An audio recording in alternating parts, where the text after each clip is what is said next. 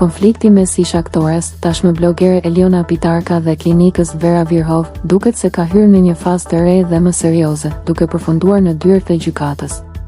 Pas paralajmërimeve publike të bëra më herët nga klinika se Pitarka ndante dieta për fëmijë në Instagram në emër të pediatrit Editushe, përplasjet mes palëve kanë vijuar edhe në rrjetet sociale me postime dhe kundërpërgjigje të njëpasnjëshme. Ditën e sotme, klinika Vera Virhov, e drejtuar nga Genta Dedej, ka reaguar përmes një deklarate publike, ku njofton se ka depozituar zyrtarisht padi ndaj blogeres Eliona Pitarka për shpifje, fyerje, dëmtim imazhi dhe shkelje ligji.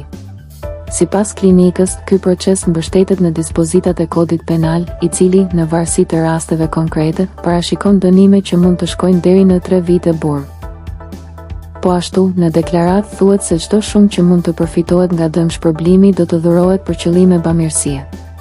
Mbetet për t'u parë se si do të vijojë kjo çështje dhe nëse Eliona Pitarka do të reagojë publikisht pas këtij